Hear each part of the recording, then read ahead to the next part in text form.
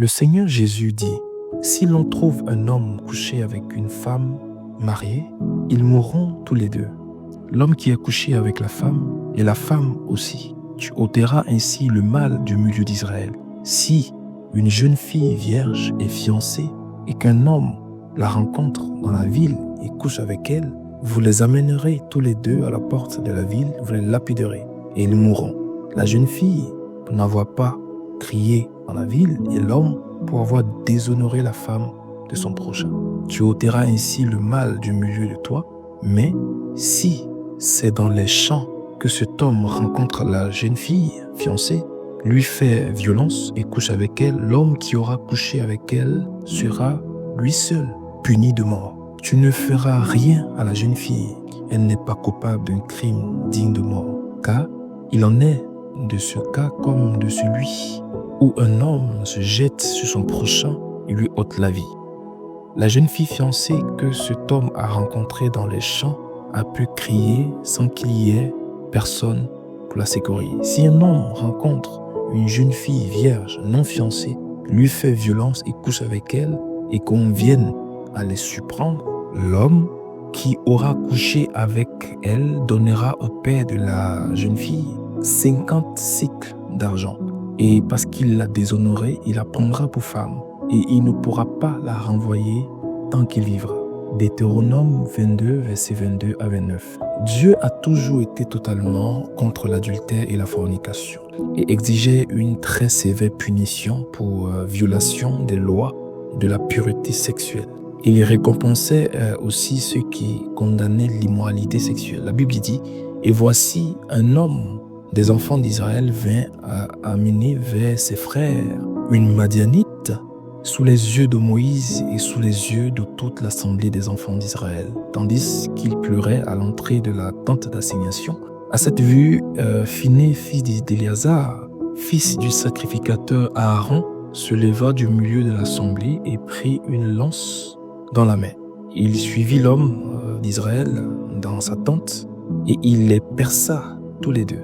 L'homme d'Israël puis la femme par le bas-ventre et la plaie s'arrêta parmi les enfants d'Israël. Il y en a eu 24 000 qui moururent de la plaie. L'Éternel parla à Moïse et dit, Phiné, fils d'Éléazar, fils du sacrificateur Aaron, a détourné ma fureur des dessus les enfants d'Israël, parce qu'il a été animé de mon zèle au milieu d'eux, et je n'ai point dans ma colère consumé les enfants d'Israël. C'est pourquoi tu diras que je traite avec lui une alliance de paix. Ce sera pour lui et pour sa postérité après lui. L'alliance d'un sacrifice perpétuel parce qu'il a été zélé pour son Dieu et qu'il a fait l'expiation pour les enfants d'Israël. Nombre 25, versets 6 à 13. Si le Seigneur était si sévère contre l'adultère dans l'Ancien Testament, cela ne devrait-il pas nous mettre en garde sur le fait que lui, le Seigneur, qui ne change point, ne peut pas maintenant tolérer cela? Dieu est aussi intolérant contre l'adultère et la fornication maintenant qu'il était dans le passé. La réalité de la croix, qui est le chemin de Dieu pour la délivrance de l'adultère et de la fornication, signifie que ceux qui commettent l'adultère ou la fornication aujourd'hui le font plus délibérément que ceux de l'époque de l'Ancien Testament. Parce qu'une échappatoire est maintenant disponible pour tous ceux qui veulent se libérer des griffes de l'adultère et de la fornication. La colère de Dieu se manifestera même plus contre ceux qui, ayant connu le chemin de la délivrance, continuent pourtant à demeurer dans les liens. En cela, ils tentent vraiment Dieu.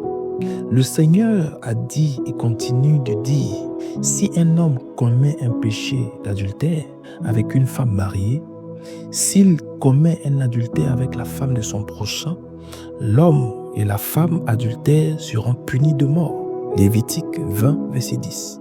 La sainteté était exigée des parents et des enfants. L'Éternel Dieu dit, si la fille d'un sacrificateur se déshonore en se prostituant, elle déshonore son père. Elle sera brûlée au feu. Lévitique 21, verset 9. Si ceci était appliqué aujourd'hui comme autrefois, alors la fille d'un croyant quelconque puisque tous les croyants sont des sacrificateurs, qui commettent l'adultère ou la fornication seraient brûlés, comme dans l'Ancien Testament. Ceci te montre-t-il le sérieux de l'affaire devant Dieu? Donc vas-tu te réveiller du sommeil et t'éloigner de la mort en fuyant l'adultère et la fornication? Tu ferais mieux de fuir maintenant ces péchés. Je te recommande la lecture de ce livre pour en savoir plus. N'hésite pas à t'abonner, à liker la vidéo, à partager la vidéo avec le maximum de personnes pour sauver des vies. Et je te dis à bientôt dans une prochaine vidéo.